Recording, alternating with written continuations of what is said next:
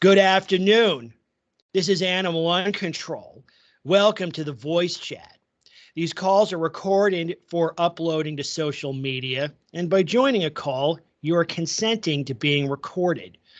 Anyone wishing to join a call should email me at animaluncontrol@gmail.com, and I will reply with instructions.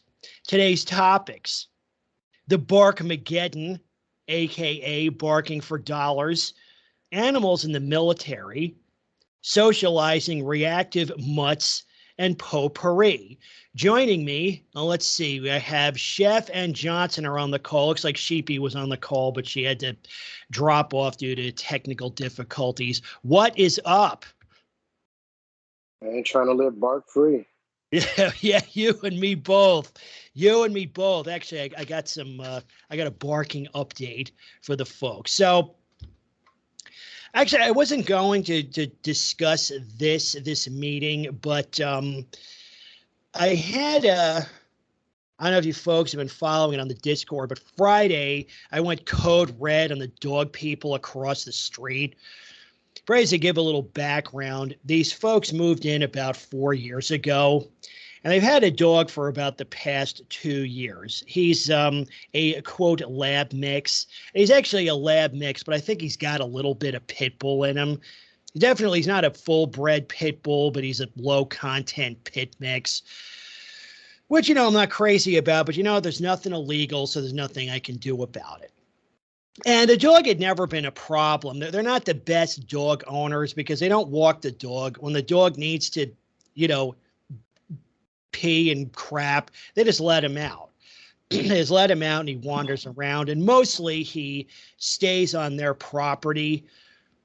But sometimes he wanders off. Occasionally I'd hear a little barking, like a woof or two. Because the dynamic is, they let him out to do his thing, and then he goes back to the door and whoofs a couple of times to be let back in. That's what I've observed. But starting a couple of months ago, I started noticing more and more barking coming from over there. In other words, maybe a few minutes at a time, a few times a day. Not really enough. It didn't quite meet the threshold for a complaint. But still, it's annoying. So now I'm on edge again because I don't know how bad it's going to get. So about 2 months ago, there was an incident that involved about 15 minutes of barking. So I went over there. I'd already talked to them about this. I told them what had happened in that same house last decade where I almost had to sue the dog owner. I actually threatened him with a lawsuit over the barking dog. So in any case, but I went over, this is a couple of months ago. I spoke to him nicely. I just said, look, when your dog barks to be let back in, would you please just do so because it's really loud. I can hear it loud and clear all the way through my house. This dog, like most large dogs, is really, really loud. And when he barks, it's interesting. He'll be like, woof. And it's like having somebody sneak up behind you and yell boo. You jump. I jump. Or, hey, you jump. It surprises you. So that's what he'll do is every 2 to 10 seconds, he'll do that. Woof.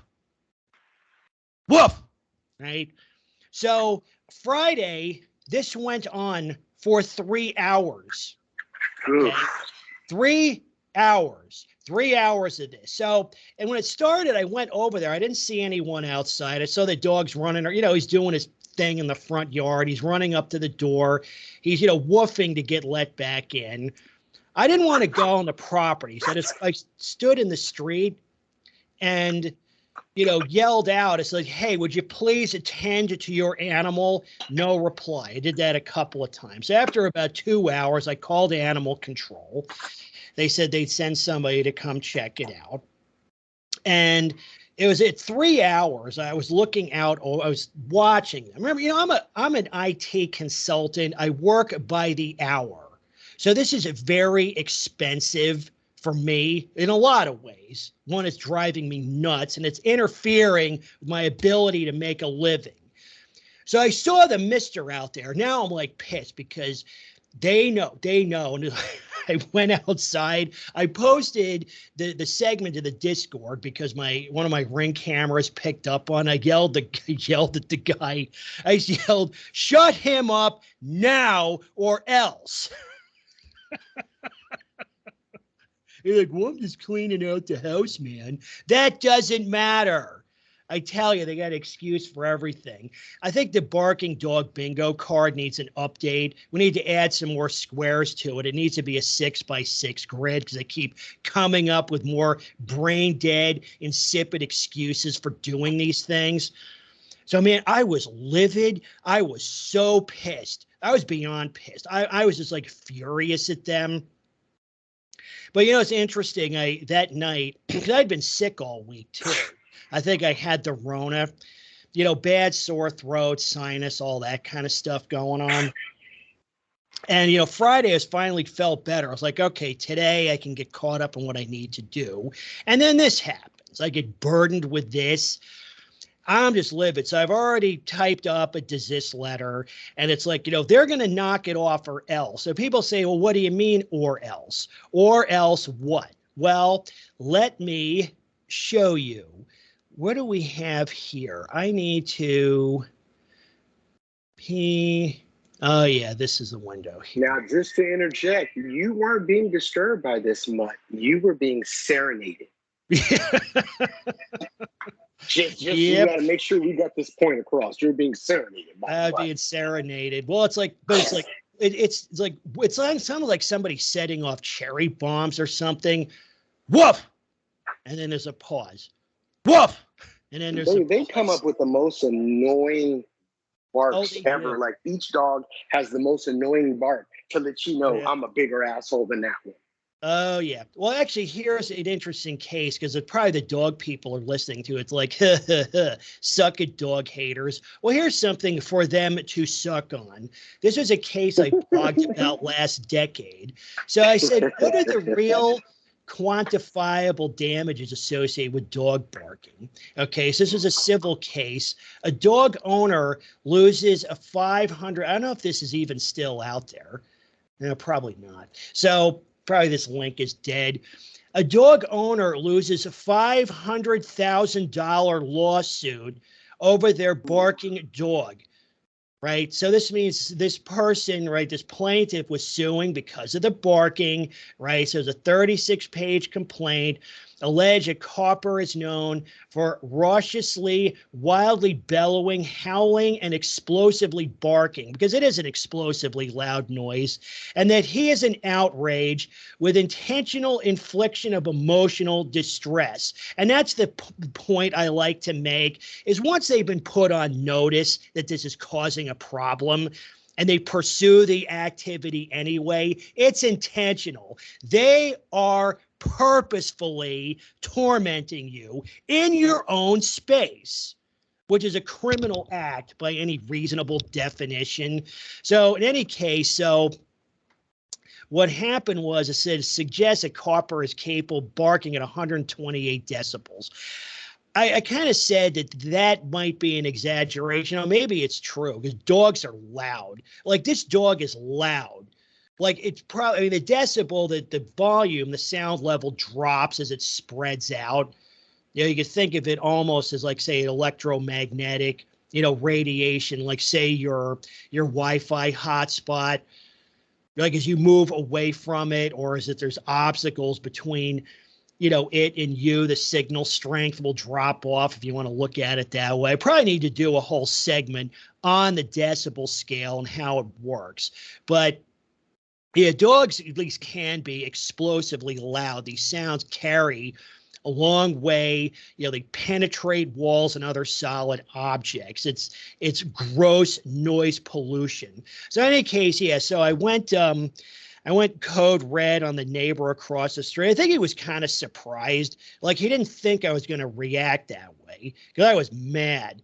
And the other thing too is, and I want to raise another issue with this, that, well, it just goes to the point that dog people in addition to just being just, cretinous, like antisocial assholes, they're also really stupid because, by doing the things they're doing, they're destroying all these human relationships, which can be very important. The interesting thing with these people was when they moved in about 4 years ago, right after they moved in, their car broke down about a mile away. Right. And I saw them. I was coming back from running some errands and I'd met them. So I just knew them slightly. I knew, okay, they're the new cross the street neighbor. So I stopped to help them out. What had happened was because, they had the hood up and they're looking under the hood. The alternator belt had broken or fallen off. It was gone. Right. So what happens? The battery ran down. The car stops running. Okay. So I helped them out. I actually drove, the mister and I actually drove to a couple of auto parts places. Can't remember which ones it would be. It was Napa and O'Reilly's, to try to get another belt. I think the first place we went to didn't have it. The second one did. So we got the belt, came back. It's not, it's not difficult to change out. We got the new belt on. It kind of squeaked some. Got the new belt on. I jump-started their car because I keep tools in my truck. Jump-started their car from my truck, and they were good to go, right? I probably invested, an hour and a half. They even asked, like, do we owe you anything? It's like, no, it's cool. It's just, pay it forward. And I've done other favors for them also. And it's like, then it comes to this. They nuke, right? Because I'm not doing anything for them from now on. I was telling my lady friend today, the next time I see them broke down on the side of the road, I'm just going to leave their dead asses there. I'm not helping them. Not after this. Suck on that, dog people. Because you know what? When your car breaks down, it's not going to be a dog helping you. Suck on that. Idiots. Well, to add the suck on part, my mom used to say back in the day, tough titty. And that's exactly what it's going to be. Because now you don't have that resource to assist you if you get in that spot again. And that's what these nutters don't seem to understand, that it's almost like I had a discussion with a guy about F1 racing. Okay. Some people like it, some people don't. I'm a big Lewis Hamilton fan. And he got screwed by Max Vanderspeg, whatever his name is. And so everyone's like, don't be emotional. Well, my beef with him started when Lewis Hamilton asked him in solidarity with the F1 drivers, since they're a big family, to kneel for the Black Lives Matter. And Max and a couple other guys didn't stand. So my beef goes back all the way to the beginning. That's the way we feel about nutters. We hear your dog barking every damn day. If I see you stranded on the side of the road, guess what? You better bark your ass some help, because I'm not helping. Because we remember these things. You remember being harassed all night long by a fucking mud. Yeah, and that's the thing is, it's like, and that's why, like, you're gratuitously pissing people off in that manner. It is really stupid, right? Because you're just burning up social capital for no good reason. And the owners also, if they ever see something going wrong on those people's properties, they're not going to be calling the police because they probably don't give a shit at that point. It's like, yeah, go ahead and rob these assholes. I don't care. Really, I don't want to get involved, Exactly. Well, that's the other thing, too, is these people got problems. I think I mentioned on the Discord that it was 2 weeks ago, actually 2 weeks ago today, because I was checking my ring cam history. There was a cop showed up over there. There was 5 cop cars, 5, and an ambulance, and they were there for 2 hours. Like, what the hell's going on over there? Unfortunately, my county, it was all sheriff's department. My sheriff does not have a public blotter. Some of the other counties do. So they'll put something on there. They'll say, 23 Main Street at 11:49 a.m. It's, disorderly conduct or whatever the call was, right? So a naked woman with firearms shooting at cars, whatever the complaint is, right? But mine doesn't have that. So it's kind of interesting. And it's not the first time I've seen the cops there. I've seen them. There have been others. At least one other time I've seen the police there. And I don't know what's going on over there. I mean, they were good neighbors good at least in the sense it didn't cause problems for, 3 years or so. But now it's like, there's the stuff with the dog. There's this, the constant, or not constant, but the repeated, police calls. It's like, I really don't want, I guess in a sense, I'm glad there's a police presence, but I really don't want my neighborhood swarming with cops all the time. It's just, it's kind of disconcerting. So in any case, I don't want to dwell on that too long. But one thing I wanted to add also is that, some people might think, oh yeah, you shouldn't yell and scream at them like that and threaten them. But I said, look, you know what? I was civil to them. If being nice works, great. But I already tried being nice and it didn't work. So now it's time to not be nice. And I think one reason we have this problem is that dog people are social parasites. And what they do is they feed off of the goodwill and civility and generosity and flexibility of others. Right? They're just going to keep abusing those things for as long as they can get away with. So the thing is like, okay, if they're going to abuse your goodwill and civility, then don't show them any. Don't show them any. Don't be nice to them. Because nobody really has a right to be treated in a civil way, particularly when they're acting the way that these people act. They're cretins. They're criminals. Ugh. Yeah, and that's the big fact that you're bringing up. And that's one thing that we've always said, like, you cannot approach a nutter with kindness because they are going to attack you. They are going to act just like a mutt, straight off the bat. Yeah, that's like I had a debate. It doesn't work. That's a good observation because, they sort of act like dogs themselves and that they're either at your throat or at your feet. So it's a very good observation. I know it's why they like dogs, because dogs sort of act the same way. They're either like attacking you or behaving offensively, or they're cowering in fear. So, and well, that's like, a good point. That's even a better point than adding to it. Because think about it. You're acting exactly like the creature you want to be. It's like, what is that? When they used to say that people look like their dogs, you act like your dog. You don't look like your dog. They do. They do. Yep. And you see that, also in the, the rage monster behavior, like when you just ask them, in a polite, civil way to get back into compliance. Yeah, they just go totally off the rails. They just turn into this, apoplectic, foaming at the mouth, lunatic. Just, and usually it's over. It's like, look, all I'm asking you to do is just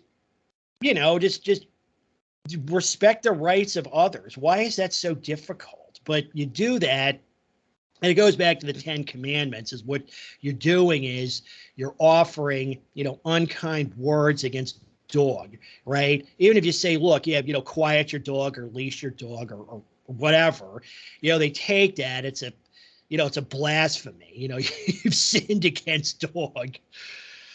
Terrible. I want to move on to the topics I actually wanted to cover today. The one is I wanted to talk about animals. Well, actually, I want to talk about horses for a bit and juxtapose horses versus dogs in the community.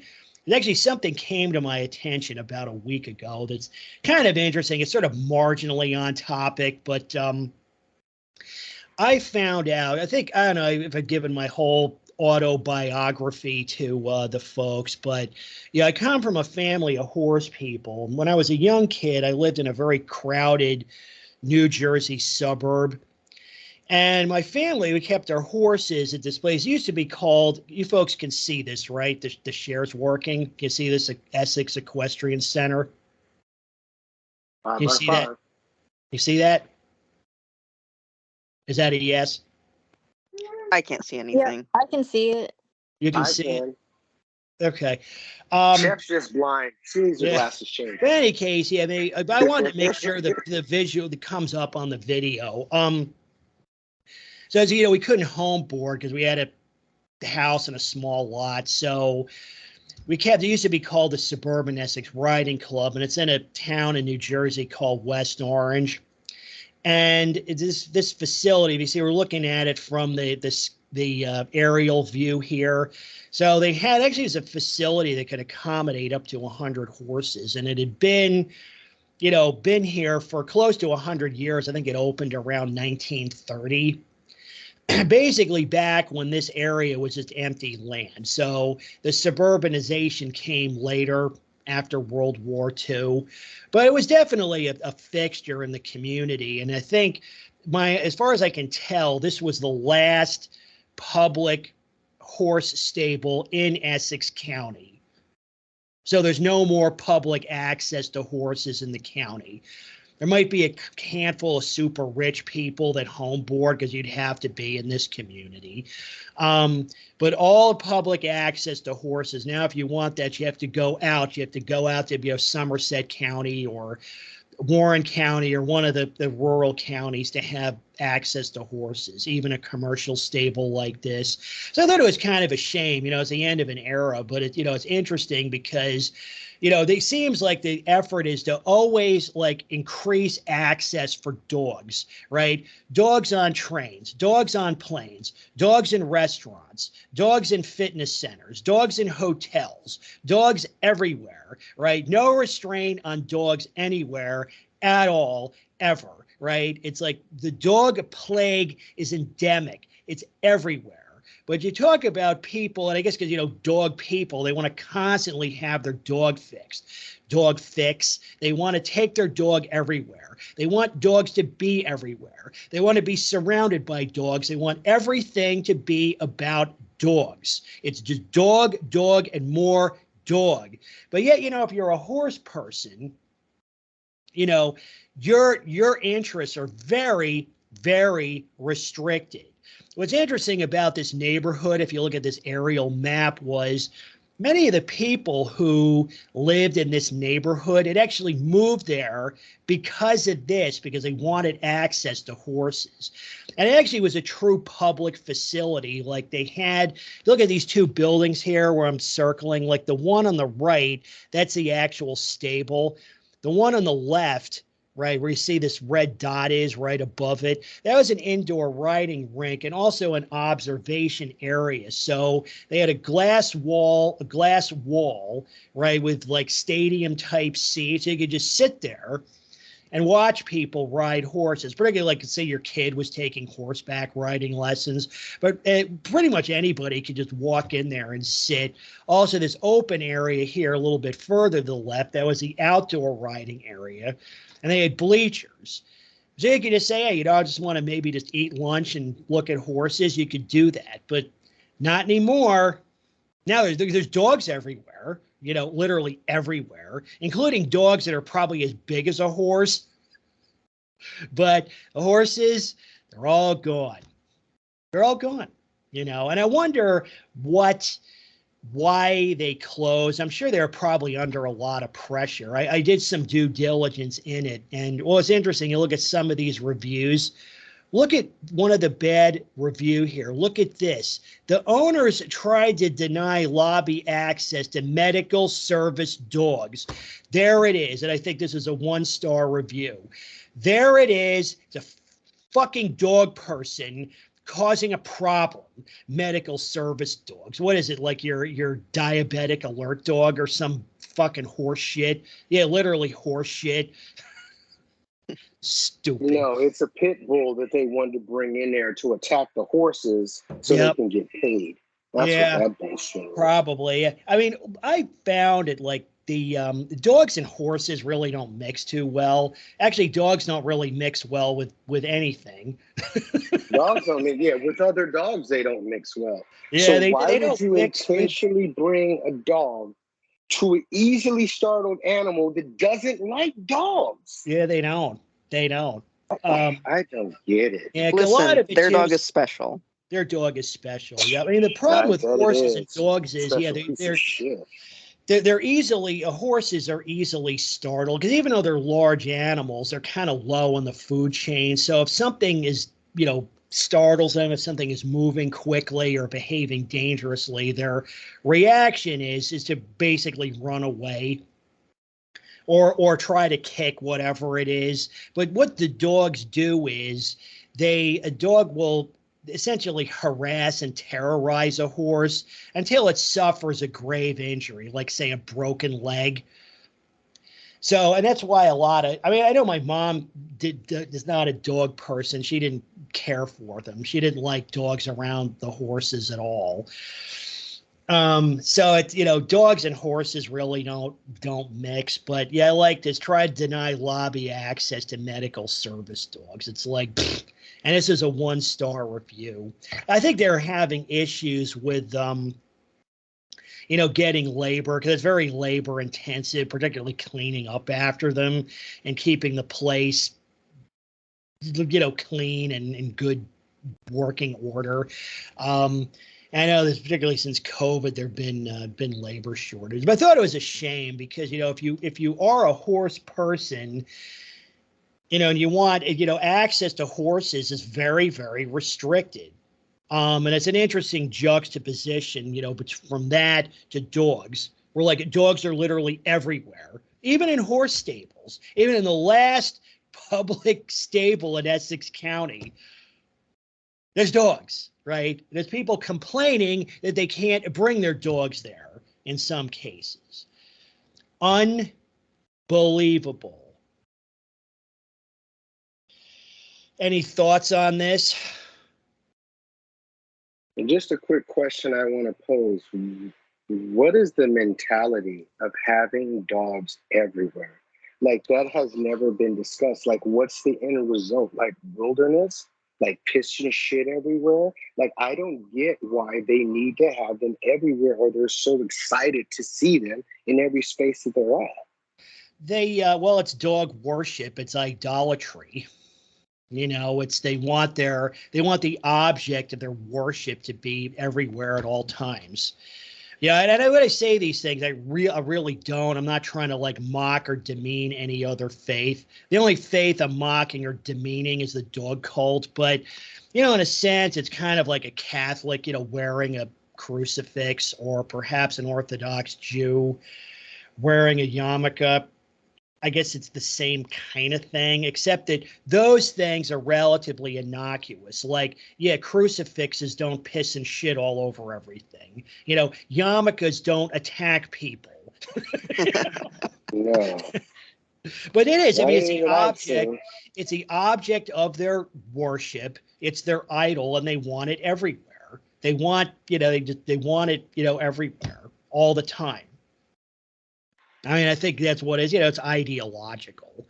I mean, it makes no rational sense. Like, they don't contribute anything useful in any of these settings. Like bringing a dog to a stable probably at best does nothing. Really, nobody. Well, I was going to say, actually, I said the dog doesn't get anything out of it. Actually, the dog does, because dogs love to eat horse shit. I can testify. Like, they love it. It's like they gobble it up like ice cream.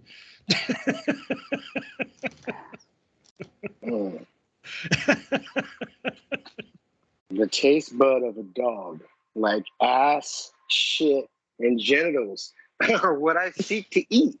But like, those are the first things. Oh, and piss. Excuse me. Got to drink up some pee too. Yeah, those are the first things I seek out as treats. Everything else is just a bonus. Oh yeah, but like, yeah, horse poo is a very special treat for Fido. Loves that stuff. Loves him some horse poo. Mr. Johnson, to add to that with why people want to bring dogs everywhere, it's an agenda by these dog food companies.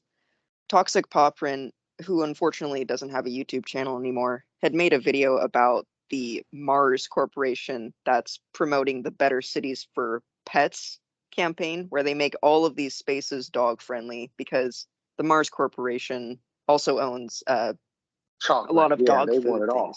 Mm-hmm. Oh, good God. Yeah.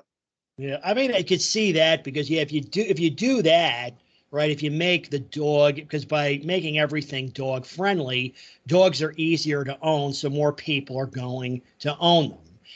And if more people own them, yeah, the more dog products they can sell.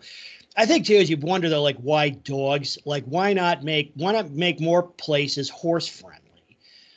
Because horses are very expensive animals to sustain also, right? So why not? But because again, it's a common, you have economic interest there, but you also have a very strong ideological interest because I guess it's circular because they push the idolatry, and the idolatry drives the economic demand, which drives the idolatry. And it's like a lot of things in dog culture, it's circular.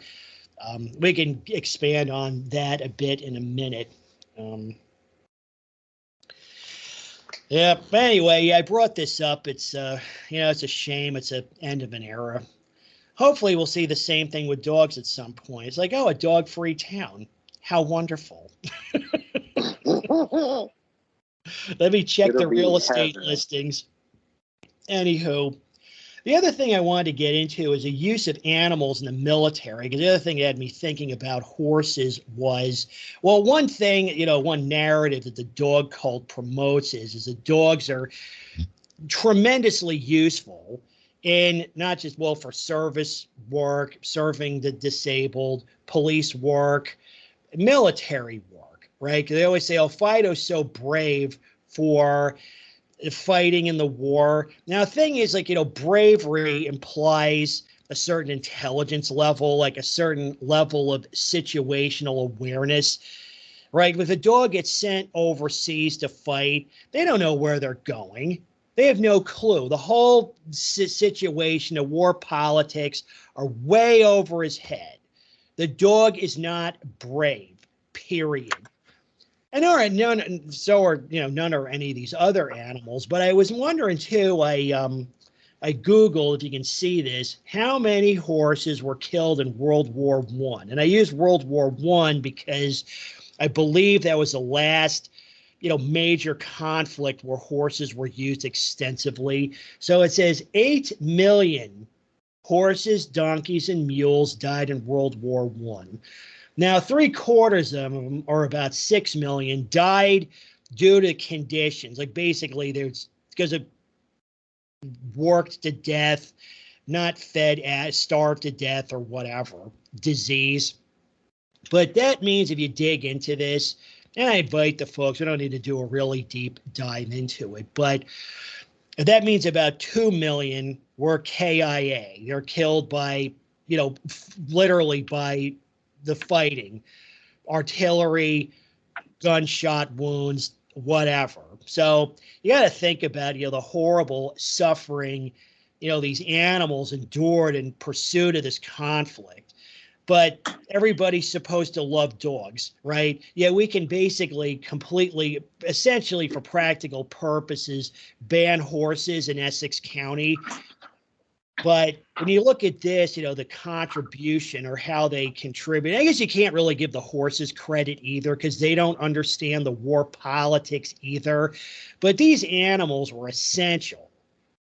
Horses and horse-like creatures, donkeys and mules, were essential to pursuing that conflict. And it's true with many other conflicts, Civil War, Revolutionary War, and so forth. But everybody's supposed to worship. Oh, there was something I wanted to bring up. Let me take a look at something real quick. Talk about giving participation medals. There was a dog that from World War I, Sergeant Stubby. Sergeant Stubby, I don't know how he became a star, was a bully breed dog that was involved in the World War I conflict. So he was basically, he was a mascot. He was a pet dog. And I'm sure he was supposedly so brave and everything, but I'm sure he stuck with this, military formation because they fed him. That's why. They never really brought up, I don't know what he was supposed to have done that was so useful. I mean, with horses, it's obvious. You say, okay, you don't like horses, fine. You move that 155 millimeter gun into position. No, unless you have a truck or a tractor, you need horses for that. What was the overwhelming contribution that these other creatures made? And I'm sure, like a lot of similar to these other spaces, I'm sure that the value that dogs brought to these conflicts is just way exaggerated and overstated. It's complementary mutt theory. They always put the the participation or the presence of the dog in the best light possible, even if they have to go through all kinds of ridiculous mental contortions to get to that conclusion. So this is an interesting little factoid here. The next time somebody tries to tell you that these war dogs are like so totally essential, this segues into I pulled something out of the So Bad It's Good file. And particularly for people who don't like dogs, this is like pure gold. This is like a chef mutt meat, like magnum opus here. So I know you're going to like this. So what happened was in World War II, among other things, the Germans invaded Soviet Russia, right? It's called Operation Barbarossa, I think, and just thousands of tanks and millions of troops and air support.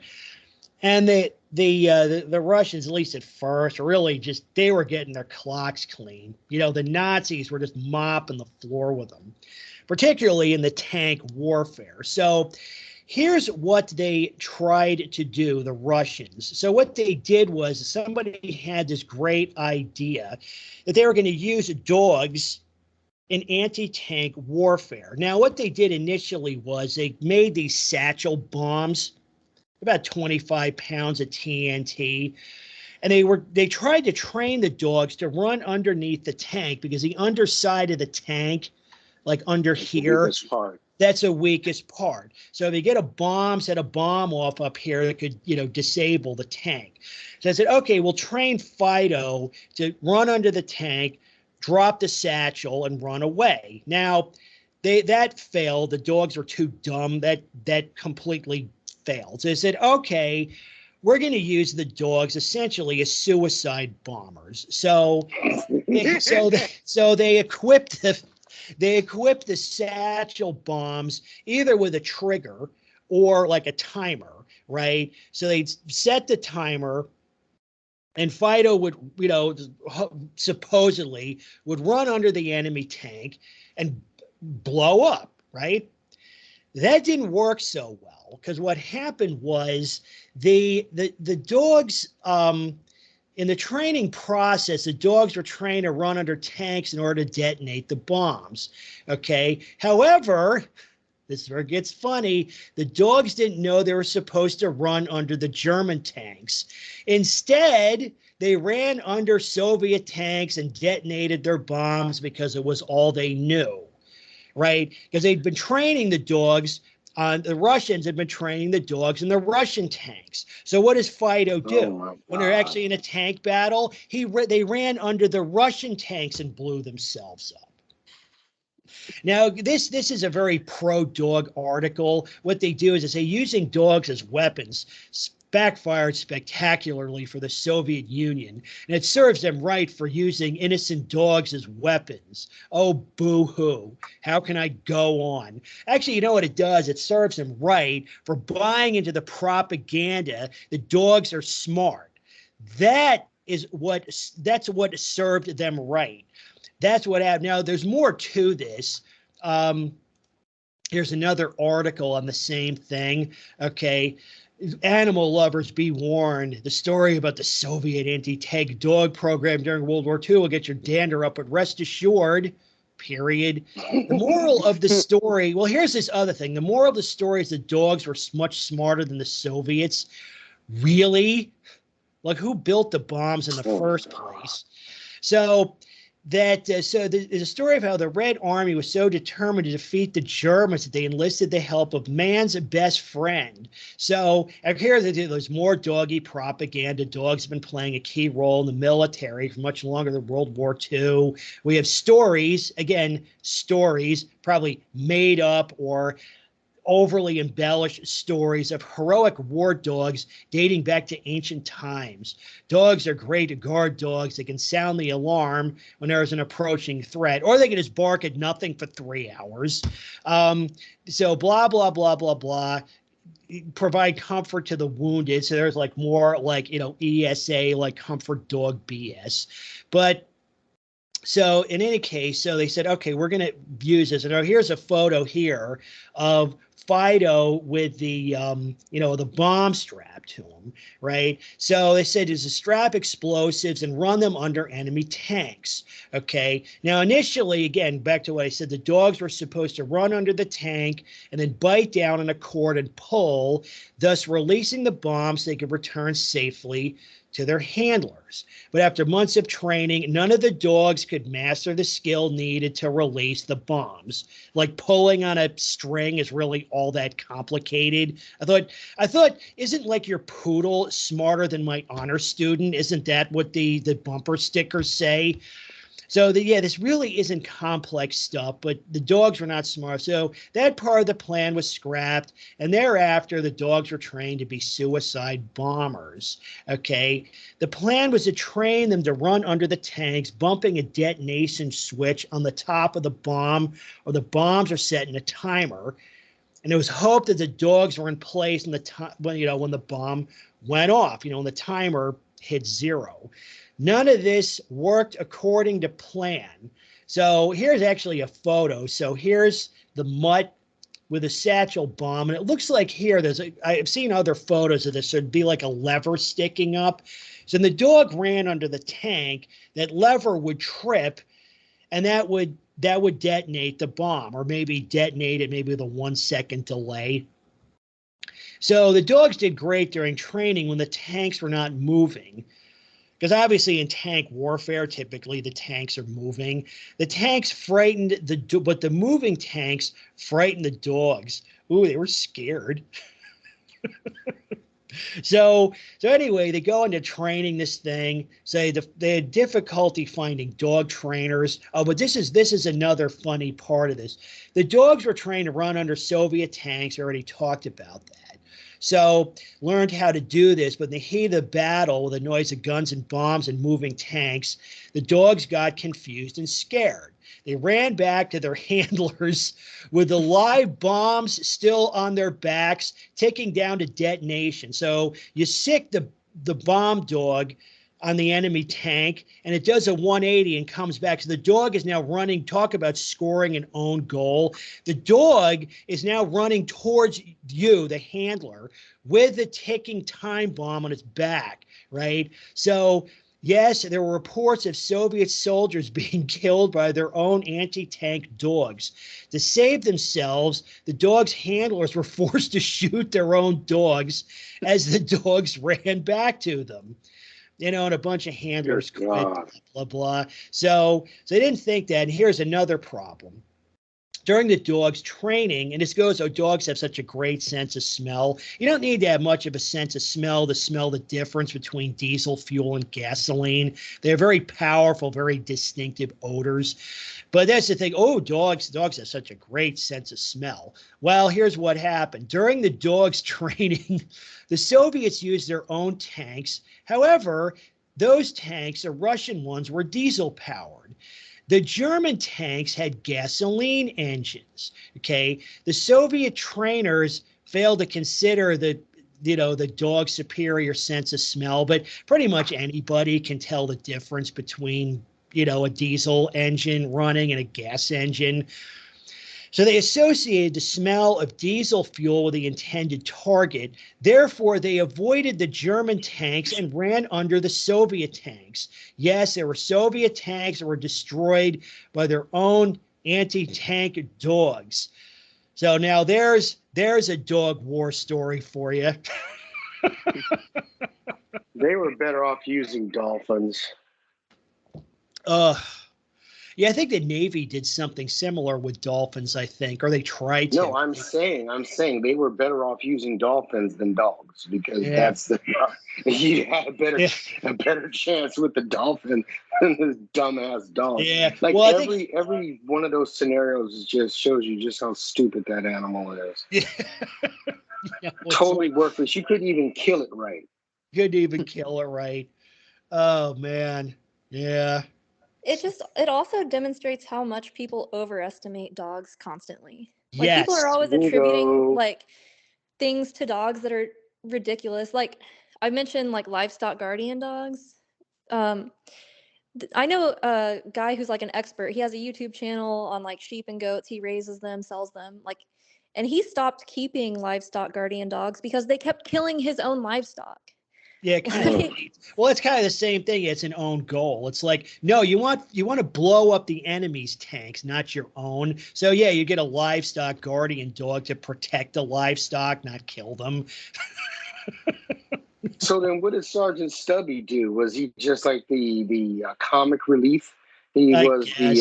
the jester dog of the military. Made him I think I sergeant. read that they claimed a few things. They claimed maybe that he could hear advancing enemy troops before humans could with his like superior sense of hearing, or could like smell chemical attacks before they happened and was able to like save his, people because he could smell it coming and stuff. Which even if it's true, like it's such a niche weird case that like it still doesn't really like mean dogs are that useful, and it Yeah. wasn't doing it like consciously. You know what I mean? Like even if it could smell, it doesn't really understand what it's not like actively saving anyone. If anything, it's Right. like a canary in a coal mine type of situation. Right. Yeah. Yeah. Open fire. Big pig. Mines around it. Dog gone. Yeah. They well, I think too is they make those claims, but like I said, it may just be complimentary mud theory. Like maybe that's the case. Like they'll often give credit to a dog barking. There was actually a case in Pennsylvania recently where some large manhunt ended. Some fugitive was caught in Pennsylvania, I think, and somebody was trying to give credit to barking dogs. Oh yeah, the dog barked and alerted, whoever. But it's like, but that's what they say. Dogs bark. It's what the dog's always barking. The dog's barking when there's like a home invader, and the dog's barking when there's not a home invader. So, it's not. It's just like correlation. It doesn't really mean anything. You might as well claim that, like, well, yeah, the fugitive was caught because the ocean has water in it. I mean, it doesn't really mean anything. Yeah, it's not specific. And even if it is, like Sheepie said, it's a very niche case, and I'm sure it's been, exaggerated quite a bit because they're always looking for these stories, and particularly Sergeant Stubby is often used to, enhance the reputation of pit bulls. He may not be a pit bull per se, but he's yeah, he's definitely some kind of bully breed. Again, this was 100+ years ago. It's a mutt. Yeah, the gene pool has probably changed some, but thing is, yeah, and it's anthropomorphization to claim that, yeah, the dog knew what it was doing, or that was brave somehow. Is like dogs don't understand war; they're clueless. All these animals, the horses too, for that matter. My question would be like, how many people did Sergeant Stubby bite? You know what I mean? Like, yeah, there's got to be like a backstory. Like, there was a Chappelle Show bit where it was like animals in Hollywood that were secretly racist, which was a really bit. But I'd love to hear like the real story, because I remember reading something once about what was that show or movie that had that dog with the black circle around its eye. You know what I'm talking about? Oh, you're talking about Petey from The Little Rascals. The Little Rascals, yeah. Like, I read something once that dog actually was, like, constantly biting the child actors. And, they had to get rid of him. Yeah, they had. That's why you notice in some of the episodes, not to cut you off, it's a different Petey. I grew up watching it. Me and my parents grew up watching it. And so, that was one of the staples that we would have, before church or something, when I went to church. And, No pun intended. But yeah, and I remember that. Like my mom had said something. I'll ask her about that. Like the original Petey or my dad, like they had to get rid of him because if you notice, it's a different dog. Yeah. Well, I think I heard that at least you're right because there are probably multiple dog actors playing Petey. At least one of the Petey's. So yeah, my understanding was the kids, at least the original Petey, the kids hated Petey because yeah, He was an asshole. they hated him, yeah, and they hate him. And at least one of the Petey's, I don't know if it was the first one, was poisoned, or at least that's what they suspect. He ate something that was bad for him, and they died. So we don't know. We don't know if the poison, because dogs will eat anything, so we don't know if the poisoning was. But I think there's some probability that the poisoning was intentional because yeah, apparently the kids, and that's what people need to understand too, is you can't use fiction as a source of information, right? Because you take, well, really any we'll just use, again, we'll pick on dogs, but any TV show or movie with a dog in it, you got to realize that a lot of things. First of all, it's a very well trained actor dog with professional, trainers and handlers on the set. Every scene is very carefully scripted and choreographed. Okay. And it's also very heavily edited. So, between those things, you're not getting any kind of realistic glimpse of reality. But yeah, they'll use that. They'll say, oh yeah, what about, Petey and the Little Rascals? It's like, that doesn't mean anything. Because, it's not, and even if it is a documentary, even if you're watching a documentary or a reality show, those are, edited, and there's some staging that goes on there. And, they're also, carefully edited. So you're only seeing what the, production team wants you to see. So if they don't want to show the dog in a bad light, then they're not going to. Anything that would make the dog look bad is going to get cut out. Well, I grew up in Culver City, and they filmed a lot of TV shows and stuff there. And I remember, I don't know if you guys remember this show, but they used to have those movies with the Doberman pinchers, and these guys would train them to rob banks, but the kids were like around them, befriending the dogs. And so it even showed you in the movie that they're training these dogs to rob banks, and they go run off with the little Native American kids. But I remember that those dogs, since they were all bully breeds, they were Dobermans, they were biting a lot of people. So that's why they didn't continue the series. I think they only did 2 of the movies. Yeah, couldn't get the dog actors to cooperate. But think about it. You got 12 or 13 Doberman pinchers. Who's training all those dogs? Plus, if you have that many dogs in one place at one time, they're very likely to exhibit pack behavior, and behave dangerously as a result. That's probably why. Yep. Yeah. Yeah. It's tough to, I was always thought it's like, we need to do more in the cultural space. I mean, I've written some anti-dog poetry. I should actually do readings of those. I know, Chef, you actually read one of those on your channel a while back, but YouTube deleted it, I think. But I should do that again. I should read it. Maybe you and I can work together, and we can, maybe work on the graphics, because you come up with some really good graphics. But that kind of thing is, we need to get this into the culture. Because I think the problem is a lot of people are trying to, change it in the political space and the legal space. When really, those things are downstream of culture. And right now, the dog nutters pretty much have an iron grip on the culture. There's very, very little anti-dog, I'll call it, art out there, whether it's, books, movies, music, those kind of things. Very, very little of that. So we need to, get back into that space. And I have some more ideas. I have a couple of book ideas, and, maybe one of these days those books will get written if I ever get a chance to do it. And I was even thinking too, an anti-dog movie, because I do have a couple of good book ideas. And I was thinking it would actually make good movies also. But the thing is that think about how difficult, it wouldn't be difficult really like today like in the current zeitgeist, to make an anti-dog movie.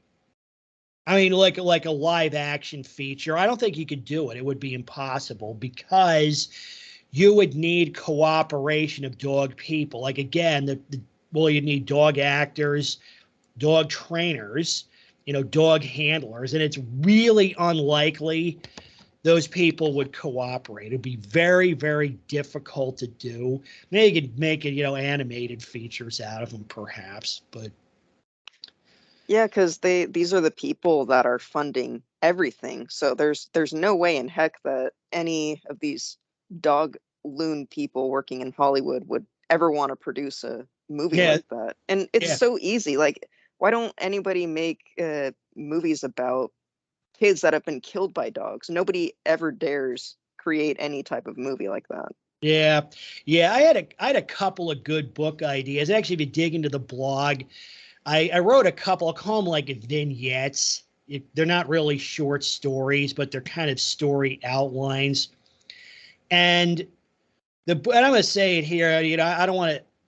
Sometimes I self-censor because I don't want to coach people in bad behavior. But the plot line was, and it was actually based on a couple of real world stories. Partially based on, say, the Klonda Ritchie case. And also the John Harvard case. And the plot line is what happens is that, a fatal dog mauling escalates into a mass shooting. Basically, they piss off the wrong person and they go on a killing rampage, not just of dogs, but dog people also. And actually, and the point of the book is that the moral of the story is that there's no justice in this space. I like to think that all of us, myself in particular, we're coming at this from an angle or a position of victims advocacy, because the whole scenario, involving, dogs in society, and it really only involves dogs. It doesn't involve any other animal, right? It's totally unjust. And it doesn't matter if it's a fatal dog mauling or dog noise polluting or service dog fraud or whatever problems, is caused by, dog people and having these things in society. There's very, very rarely any justice. There's never any closure for the victim, because very often, even when somebody's killed, the dog gets put down, but the dog owners just walk away. They get, a few $100s and off-leash tickets. They get to the tiniest little, just the most minuscule tap on the wrist, and they move on with their lives. And they leave all these ruined people, dead people, grieving families, disfigured victims, like people with their faces missing and arms and legs missing. And these dog people, they just walk away. And so my thought is that the book idea was that somebody just something like that happens, and the victim family member just completely loses their shit, totally loses it. That's what I try to emphasize with dog people also is that, and it's a good life lesson generally, is that there's a big difference, right? But on one hand, doing something the right way, and on the other hand, doing it the wrong way and getting away with it. Because right now, the state, we have this enormous legal and public policy double standard that protects them. But first of all, that's not going to last forever. And it can't protect them in every situation. Because if you go around pissing people off enough, there's going to be consequences, either legally or extra legally. One reason I held off on writing the book was, one is I didn't want to coach people in bad behavior, because you write a book like that, let's say I'd actually authored that book, and then something like that happens, who's going to get blamed for it? Like, it's not going to be the dog people that got their next door neighbor's kid killed. It's going to be me. They're going to say, you're promoting this bad behavior. And I guess what they do often in art, they say, it was actually big back when I was a teenager, back in, the 80s. they would, blame, video games Yes. or music, like either rap music or heavy metal music with violent lyrics. Like, that's why our youth is, berserking everywhere. It's all the fault of movies, the music, the, computer games. They blame everything except the people that did it. Uh, and sounds about right. but I think it would be an interesting story to write, as a warning. So that was one book. I had a couple other, book ideas. The other book idea I had too was that, there's all this noise about, banning pit bulls and other, dog breeds. But the thing is, that doesn't really get to the heart of the problem. And think about it. What kind of dog could you create? Like if you wanted to create a new dog breed to just maximize mayhem, you want to create just the nastiest ass dog, something that would just make a pit bull look like a gerbil. At today's level, like at our level of technology, particularly if you get into things like gene splicing and CRISPR machines and all that kind of stuff, you could concoct something really nasty, like way worse than pit bulls. Now, of course, the moral of that story is like, yeah, you're not, by going after the means, you're not really solving the problem because people will just create new means. They'll just find other ways to do it, right? You need to go after, well, you do need to set limits on what kind of dogs can be owned, obviously. Like perhaps a weight limit would be a good thing to have, so we don't have 200-pound murder mutts like swarming everywhere. But to illustrate that, make the point too, and also illustrate how badly dog culture has corrupted our overall society, because those things are going to be protected. It doesn't matter how many kids they kill. They could kill every kid, and the dog owners are still, the dog lovers are still going to be virtue signaling in favor of these things. You know it. You know what's going to happen.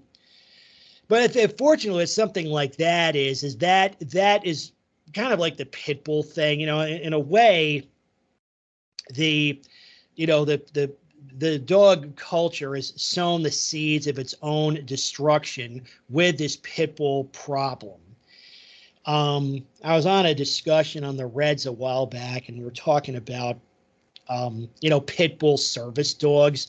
And somebody made the point, is like, really what's going to get that problem solved is that a fake service pit bull is going to, pull a baby out of a stroller in Walmart and rip it to pieces in front of a crowd of people with their phones going.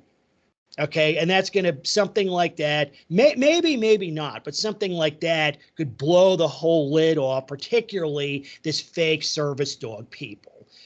People are going to say, Jennifer Romano pretty much already did that. Yeah, yep. You attacked a kid in a restaurant. Yep.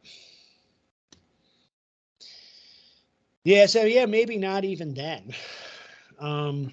So maybe it would have to get like really bad. Like maybe you'd have to have, a dog breed with the capability of, say, the creature and Alien.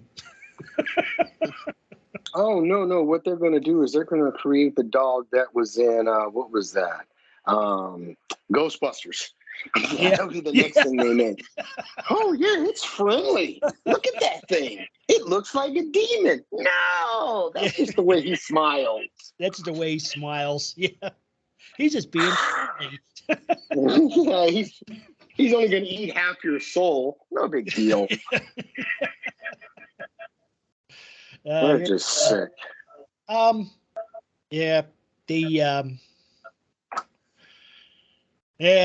Dogs in society. But I think the thing is to invite people, to create, and so we're already doing this to some extent, even though what we're doing here right now is probably more like 60 Minutes or the Firing Line or PBS NewsHour or something, where we're, discussing ideas, and the ideas are important because you have to understand the domain first before you can move forward. But I think one thing we could move forward with is, get some more, when I say art, out there, short stories, books, music.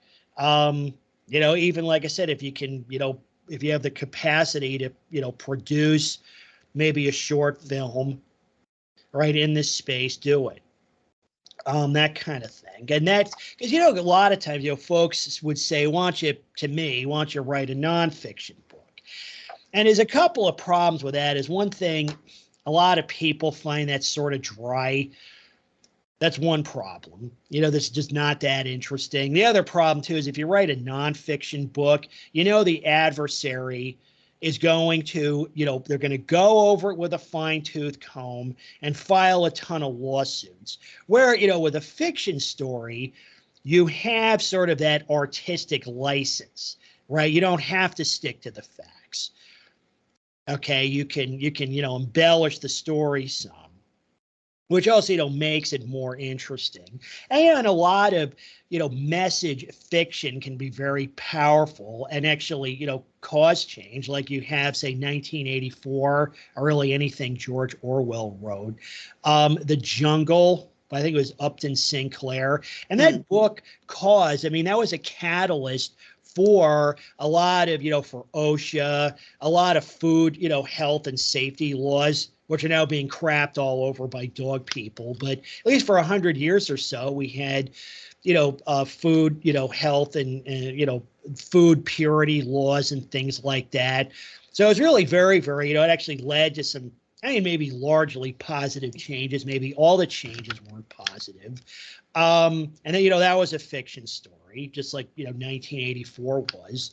Uncle Tom's Cabin was a book that, because that was written in 1850, and it, I believe it was a fictional novel, but it, depicted the slavery in a very realistic way. And I think that was sort of like the beginning of the end, not just of slavery in this country, but many other places also. So that kind of fiction can be, very, very powerful. It can, lead to, positive changes happening. So I'm going to think about that some more. But like I said, we got to be careful because we don't accuse, coach people in bad behavior, or at least be accused of such, because that's going to happen. They're already accusing us of that now. It's like, you masturbate to animal abuse videos. Remember that? Yeah, but okay, so that one's gonna stick with me kind of raw. Why do we have to watch the propaganda we put out there as opposed to these mutts? But these people can make up whatever the fuck they want, and it's law. Like, they could just go on news, they could just open their mouths and say whatever the fuck comes out of it if it comes to pertaining to loving some mutt, and it's totally cool. But we got to sit up here and watch our P's and Q's and make sure. I'm just going to make some outlandish claim just like they do. Dogs stink. There you go. Dispute me on that one. Oh, no, they smell great. No, they smell like shit all the time. Wet, dry, or indifferent, they stink. So dispute me on it. That's one of the big double standards is that we have to behave better than they do, right? They can say whatever they want with no consequences, and we can't. And it's an outrage. It's one of the big, it's a double standard in the culture, really, because even like the victim blaming, even all this, even like Dog Bite Prevention Week, it's like, blaming victims of dog attacks. It's practically become a national pastime. But you think about it, like how just execrable, how just totally awful that is. Victim blaming is the essence of injustice, and they do it all the time, whether they're, blaming a specific victim or just victims generally. They're saying, well, you got to learn how to act around a dog. It's like, what? The kid got attacked because he didn't have a quadruple PhD in, animal psychology. Like, who does? And why do we need those things? Why are these things on such a hair trigger that just the tiniest mistake is justification for like being killed. But we get penalized, not the animal. The animal never gets penalized, ever. Yeah, no, they don't. You know, well, they don't. The owners really don't either. Like, well, it's one of the 10 commandments. You know, dogs and dog owners are all perfect. So anytime there's an incident, it's always the fault of somebody or something else. Somebody else either screwed up or should have done something different. Or perhaps if the dog attacks the owner, then you blame climate change, right? Or some third party. Well, it's like that latest video that IHD put out about he's been doing a lot of shorts because, you know, they're fucking with him large. And we need to talk about this YouTube thing because we might need to find another platform, because the more that I think about it, why are we being censored, but they're not? Why are we being kicked off? Why are chefs' videos being removed? Why is so-and-so being blocked? Why is this? Why is that? Because we have an opinion. YouTube was supposed to be for us and by us. Now it seems to be whoever the political agenda is supporting. Yep. Right. Yep. Well, if you want to know who's in charge, look at who you can't criticize, right? Thank you. That's a saying that's always said. So what are these? I forgot how it goes, but you hit the nail right on the head. Whoever your opposer is, talk about them. You'll find out. Yep. Yep. I think, though, that, you know, I have a long view on this, and I think here's a white pill, even though the situation is very bad. I think it has improved some in the last 10 years or so. I sense that the less energy on their side, even though they're still doing a lot of really horrible things. And they do control the narrative for the most part. But I think now it is easier to, well, it's less, let's say it's less difficult to speak out, because 10 years ago, and this is actually why I started the blog initially, was I couldn't, well, first of all, one was to sort of, you know, collate all my ideas and share them with people. And actually, the blog was very well read for a while. There's not really much going on out there now. I think people have more shifted to platforms such as YouTube. But even the most mild criticism of dogs or dog ownership, boom, got banned. Right? Because because one reason I started my own blog is I would go, like, say, to an anti-barking forum. So you think that would be nominally friendly, right? And I would say something like, actually, this happened. I would say maybe dog ownership isn't for everybody. And I would, boom, gone, banned, because to them that was intolerable hate speech. I'm like, what's hateful about that? It's like, I mean, I own a house, and I'd say maybe home ownership isn't for everybody. It's not hateful. Like, there's nothing wrong with it. But even, like, that's where I came up with, like, all these ideals of theirs are so extreme. If your mouth is open, you better be singing Fido's praises. Even the most, just the most minute common sense criticism of dogs in society, boom, banned. Now you can get away with that. If you go into a general forum and say something like that, because you folks are probably thinking, well, that's a pretty innocuous thing to say. But 10 years ago, that was a very, very edgy stuff. It was unthinkable that anybody would not want to be surrounded by dogs all the time. You know, now it's like, okay, maybe it's okay to think that, well, maybe not everybody should have a dog, even if it's just for the sake of the dogs themselves, you know, because, like, crappy dog owners, you know, are the reason we have these problems, because they bring these things into the community and then subsequently fail to adequately contain or control them. That's why we have these problems. So you think, okay, maybe, like, we need a better class of dog owner, which, again, you know, from the perspective of people in our community, it's a very, you know, milquetoast thing to say. But for them, yeah, you know, it's intolerable hate speech. But that's what I said. So I got fed up with that. So I started my own forum, and I started writing, like, you think that's extreme? Hold my beer. And that's when I started writing poetry about shooting pit bulls and eating them, because That's beautiful.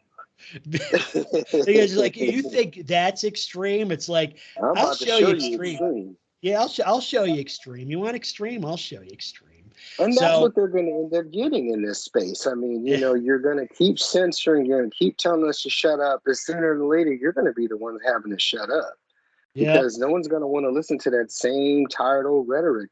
And like we keep saying, like, and the worst part about it is how are you going to blame a victim? How are you going to blame some innocent child that's just been torn to pieces by your stupid dog, but you're going to blame the kid and never the dog? yep. So how does that person feel? Like I can only imagine the amount of trauma these people have to live with. Oh yeah, I mean it's just something like that just shows that somebody like that has no soul. They're just None. corrupt.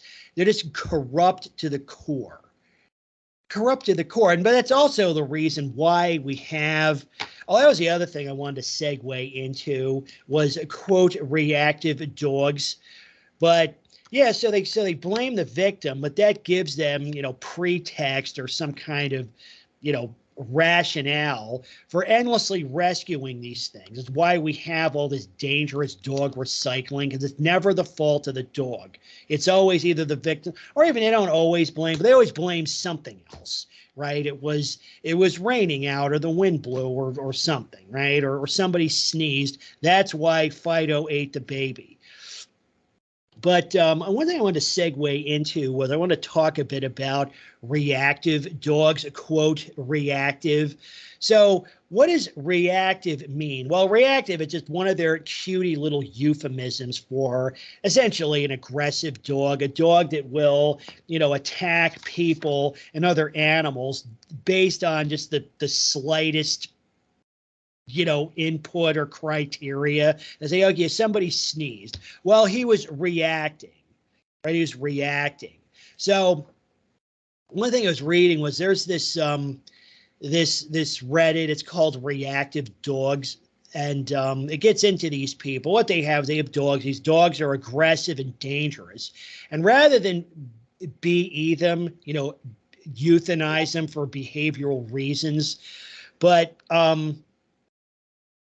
instead, once they do a lot of things with these, but one thing they do is they try to, quote, socialize them by bringing them around other people, right? So what they're doing is they're actually, subjecting, they're putting, people at risk without their consent, right? So like this case here, so this person has, if you can read this is one, I think this was shared on the Discord. So, and of course, why are children so obnoxious, right? Because these are all dog cultists, and these are hardcore. Like most of these reactive dog people are level 5 dog worshippers, all of them. They're even worse than the, probably even worse than a lot of the adept types. But so it took my dog for a walk out around a school. Okay, as her previous owner didn't socialize with her with kids. So you've got this dog that's on a hair trigger, and what she's doing is she's bringing the dog to a school. Basically, I'm going to walk the dog around the school to, quote, socialize it with kids so it won't, quote, be so reactive, right? And the thing is, you're putting other people's children at risk, again, without consent. You're basically turning people into crash test dummies to sort of, quote, train this dog. This is criminal behavior. It's criminal. Okay. So here's well. So the dog, everything's going well until a group of young boys, like in the 11 to 14 age bracket, walks past. One of them starts barking at the dog, right? Starts making, barking noises. So then, of course, the dog goes nuts. The dog goes ape shit, trying to attack the kid, right?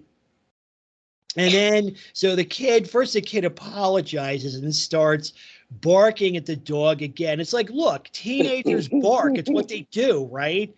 Like Yeah, the dog can't handle somebody barking. But that's the thing is like, yeah, you know what?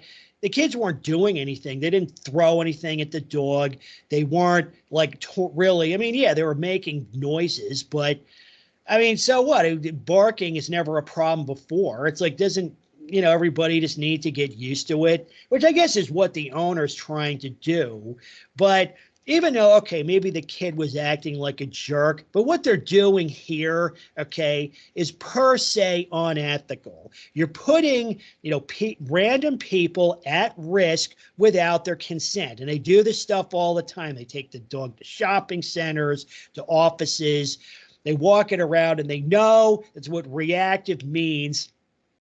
It's a euphemism for aggressive. So they've got an aggressive dog, probably got a bite history.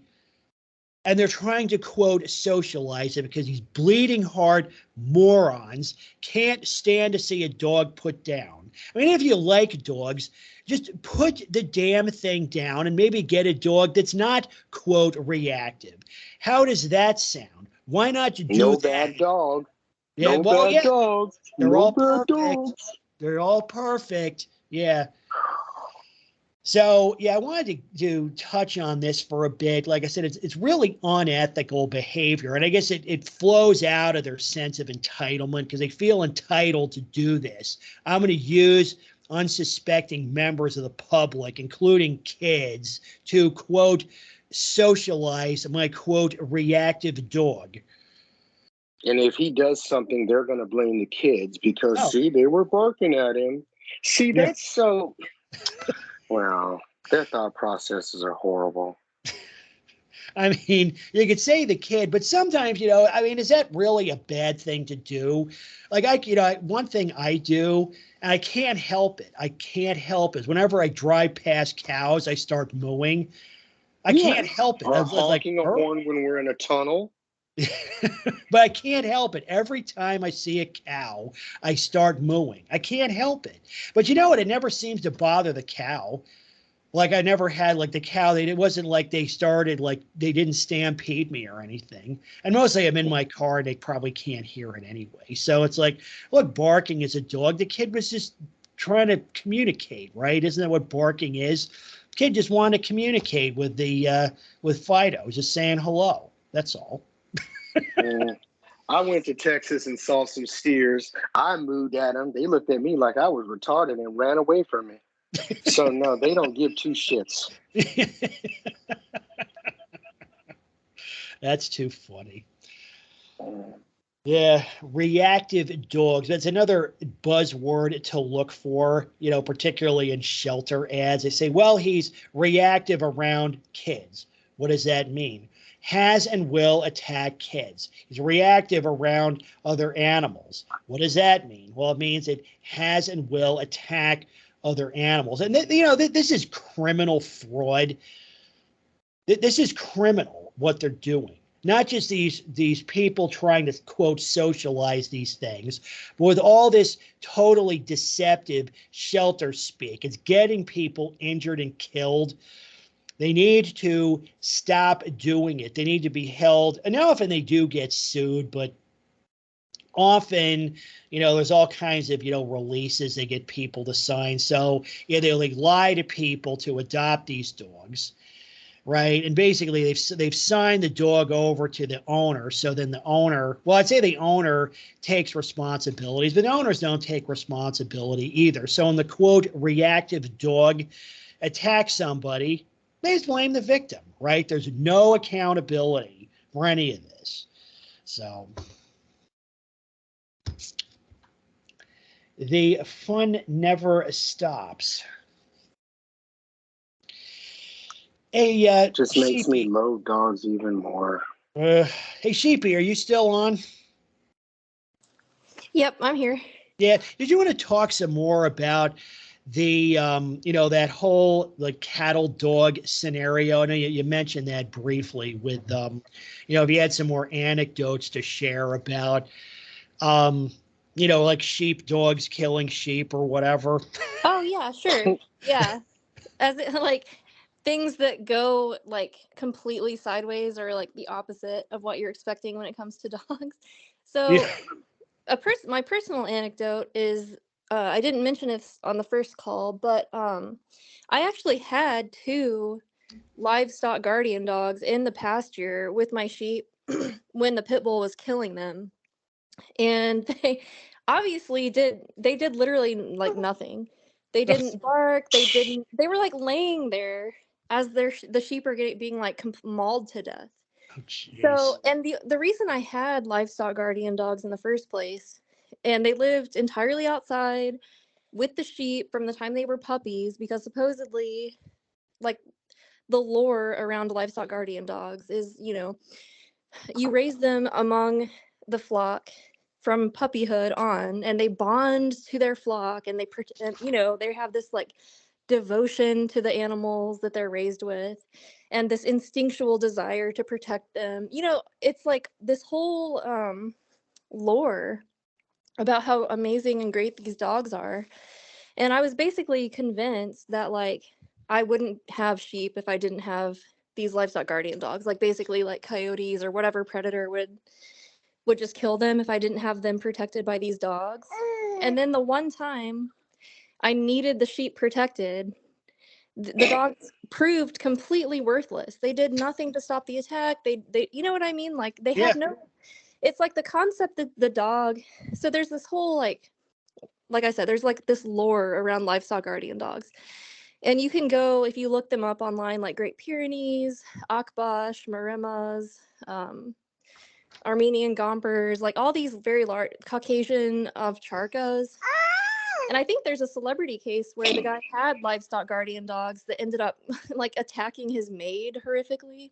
Anyways, that's another story. But there's this whole lore around them where, for millennia, they've been raised and have just this instinctual desire to protect, and they're strongly devoted to their flock, and will give their own lives protecting the herd and stuff like that. And it's just another one of these things where in reality, it's nothing like that at all. They don't have any instincts really other than to bark constantly and want food.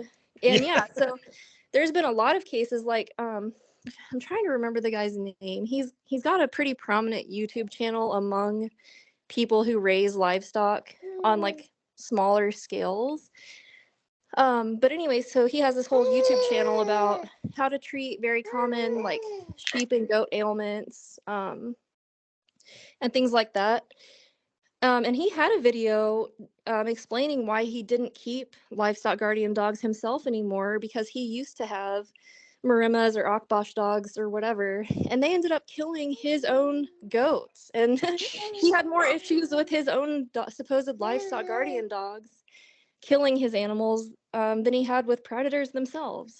Yeah. So I've heard just that. Another one of these things that's a myth, I think. That's, I think, fairly common is they get a dog to, quote, protect the livestock, like say the chickens, and then the dog kills the chickens. Right. So you have these, like, again, it's another own goal. It's like the Soviet bomb dogs, like blowing up the Russian tanks.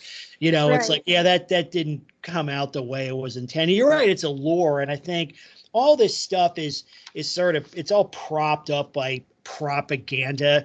It's all wildly exaggerated, like, oh yeah, the sheepdog, protecting the sheep. And it's like, was that ever a thing? Or are they just giving the dog a participation medal? In other words, well, they had sheep and they had the sheepdog. Was the sheep or was the dog really doing anything useful? I mean, it was One there. thing that so this is kind of funny. Yeah, it licks its ass very well. Yeah. Yeah, so I remember one time actually one of my ewes had just lambed that morning, and I went out to check on all the sheep and stuff, and I saw this lamb had dropped very very soon before I went out there, and the afterbirth and stuff was still on the ground. That's how recent it had been. And then my two dogs at the time that lived out in that pasture, were kind of following me around, and they came across the afterbirth laying on the ground and started immediately ravenously, tearing into it and eating it. And then they got into like an extreme fight. They were like killing each other over this afterbirth placenta and stuff. totally ignoring the new lamb and the ewe, you know, and Yeah. it's just kind of like they're scavengers at the end of the day. Yep. And I think that them being there, like you said, it's more of a participation trophy. Oh, Yep. and this is an interesting trope. So, you know, dogs will do that, obviously. They eat all kinds of stuff. And the lore around livestock guardian dogs, oh, they eat the placenta because they know that the smell of that, like the blood and stuff, is going to attract predators. So they clean Yeah, up they don't the know afterbirths, that. you know, intentionally to protect the flock from. It's like, you are a predator. Like the Yeah. dog is a predator. Yeah. This is kind of gross and macabre, but since we're on the topic, after that pit bull attack, we obviously had to bury the sheep and stuff. And unfortunately, you know, early on after that, I saw one of those livestock guardian dogs we had running around with something in its mouth. And I was like, what the heck is that? It looked like a stick, like a fairly long stick. And as I got closer, I realized it was one of the sheep's legs. Ugh. And it was just this macabre, horrible. I'm sorry. I have kind of a No, you're cool. weird It's sense of just that humor because I've been through these things, and you kind of develop a, what is it, gallows humor sometimes. Gallows, yeah, we great. all do, but who promotes these things for Right. families? Yeah, Like, exactly. you've got a baby there. Like, that's the last thing. Like, my second wife and I have been married and divorced twice. My second wife decided she wanted a lab. And it got to a point where I was taking care of them by myself. And it was like, what am I going to choose? Instinctually, am I going to choose my child or I'm going to choose this puppy? That puppy was gone. My ex didn't like it, but that puppy had to go because if Oh, I'm going yeah. to be taking care of both of these, my son has priority, not that much.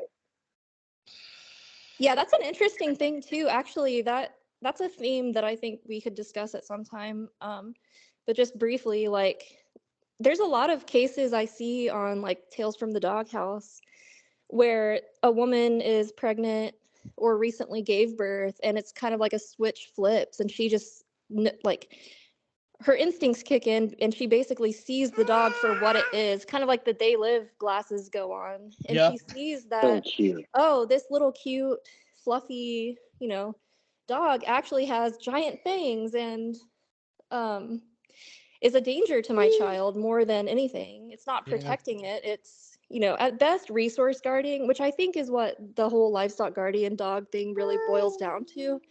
They're not protecting the animals, they're resource guarding at best because it's their source of, like, you as the shepherd or whatever, the place they live at, the land is where they get fed. Yep. You know, and at best, you know, that's what they're doing. They're not these noble creatures who are just like, I have honor and a desire to protect or something like that. No. Yeah. No. Yeah. Well, it's And yours failed. Yeah. Well, people anthropomorphize these things and other animals too, but typically dogs, as they, attribute, human like qualities to the animals. Say, well, they're noble, but nobility is it's above their pay grade. They can't conceptualize something like that, or they're brave, or they're this or they're what. They don't understand this stuff. You're right. It's like, to them, everything, it's all about, obtaining and protecting resources, guarding resources. They and yeah, if they think that, if they want to eat a sheep or whatever, they're just, going to do it. They don't, again, they don't place the same value even on the lives of other animals that, say, humans do. They don't, because they can't. Well, not even humans, not to cut you off, we don't even protect our children when we're bringing predators that many people have seen. I've heard stories how they attack, but they're still blind and keep bringing them in their house and feeding them. Yeah. Yeah, there's always this, not all dogs. You know what I mean? Yeah, the blinders go on. Not my Poochie. Okay. Right. I always tell them, trust it around your sandwich. And Well, and that was an that interesting, that always ends the debate. right. And that was an interesting thing on the livestock guardian topic, is that I saw a post of I saw a video of a ram and rams can be very dangerous and aggressive. And it was attacking a small child. And there were these livestock guardian dogs in the video just kind of wandering around as this ram is basically about to kill like a little kid, you know. And a common trope is that these livestock guardian dogs like protect their human family even more than the animals and stuff like that. And the dog's just unbothered, like walking around as this kid's getting bashed into the. If I can find the video, I'll share it. But it was on Facebook. And then the mom runs over and starts cradling, like using her body to shield from the ram's attack. And the ram starts bashing her, and the dogs are just walking by and like in the background scratching themselves and whatever, until some people finally come over and stop the ram. And then even, you know, don't trust your lying eyes. Like people in the comments are still like, well, my dog would have never let that happen. My dog would have been defending the child from the ram. And it's just like, no, it wouldn't. Yeah. No, it wouldn't any more than this helping one. the ram. Yeah. Honestly. The dog was like, hey, you get a leg, I'll get another leg. Yeah. Well, then, he was trying to help. Like when people have a seizure and the dog rips their face off, he was just trying to render medical aid and assistance. It's not his fault that his teeth, his tooth, what is it that they say, his tooth punctured the skin or something? Yeah, like punctured. Yeah, as I said with a husky, it's like, well, the dog put its mouth on the baby's head and the tooth punctured the dog's skull. You know, we were talking about that, you know, the Discord the other day. It's like shooting. It's this very passive voice. It's like saying, well, you know, the bullet, the firing pin hit the primer ignited the powder, the expanding gases pushed the bullet out of the barrel and it just happened to strike somebody's head. They don't say, well, yeah, they didn't say, well, yeah, so-and-so shot somebody. Right. You know, they use the most passive voice possible to, you know, explain these things. Yeah, and it's also almost comical. It's comical levels of cope when it comes to dogs. And that's a good thing. I think, like, if we start talking about making content, which is something I've also thought about, I think it's a great idea. And we're making content now. But I think that a great way to consider doing this more to kind of seed our message into the culture would be like shorts, like YouTube shorts or TikTok style, you know, because people have no attention span anymore. They're not going to read a book probably.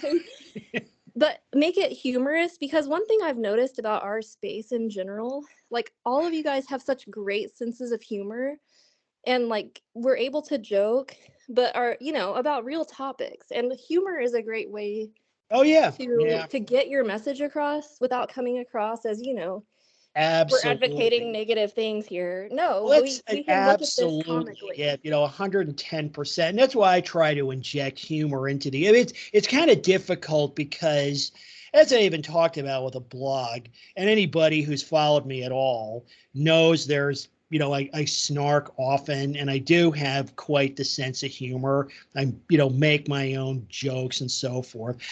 It's still, I do self-censor a little because, you know, it is, like you said, it's dark humor, it's gallows humor, or I would call it graveyard humor. It's very, very dark in nature because we're joking about things that are extremely serious. You know, you talk about, like, okay, well, how did Fido get so fat, right? Well, you know, he's free ranging on neighborhood toddlers, right? But, you know, that could be, you know, be very hurtful to somebody who'd say lost a kid to a dog attack, right? So yeah, absolutely. But it does get. But the thing is, that's what I say, and I mean, I should repeat this more often. Like with the religious stuff, also, it's like I'm not trying to mock any. I don't know if I call it legit religion, but I'm not trying to mock, like with the 10 Commandments. I'm not mocking Christianity or any other legit religion. I'm mocking the dog cult. But not everybody takes it that way. They think, oh, you're making fun of us. You're trying to, even like with the blog I got into with you know, and the whole Mick the Mauler scenario was raging last decade. I started with these snarks, and I even did some, you know, really crappy photoshops, and That was back also when that terrorist group ISIS was raging across the Middle East, like they were crucifying people on the side of the road. But in this scenario, I created a narrative where ISIS had actually abandoned Islam and converted to dog worship and Mick worship particularly. So they're like waving flags with like Mick the Mauler on them. And their chant was, instead of Allahu Akbar, they were like screaming Allahu Mikbar.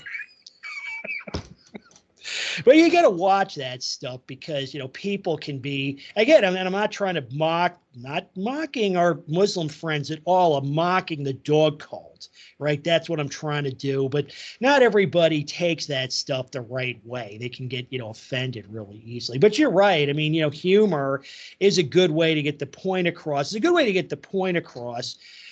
And I would also intentionally inject, like I said, when I first, got into the space the first time, because I was out of it for about 5 years, but there's something in, you know, public discourse called the jester's pass, right? Where, for example, like in medieval royal courts, they would have a court jester. So it was basically the king's comedian. And the jester, and, you know, these were authoritarian states. Really, people didn't have, you know, weren't attributed human rights the same way they are, or civil rights the same way they are now. But the jester could say things like he could actually mock the king and other elite people and get away with it, provided he was more entertaining than he was offensive. And it was also an outlet for people because it, you know, the people, you know, he'd make up and tell jokes about the king and people would laugh about it. But that, even so, you know, many jesters were put to death. I mean, it was not something like that, you know, say in the Middle Ages, mocking elite people was not something to take lightly by any means. So, Right. You wouldn't think that having an opinion on dogs would be something you would have to be concerned about, but I feel that it, you know, it probably is. Like, I don't want to get, you know, doxxed over my opinion on dogs because people are really, like, truly religiously fanatical about it, you know? yeah. Yep. Yeah, Like, it's dangerous. Yeah, it can be dangerous even. which is really wild. Like, really? You know what I mean?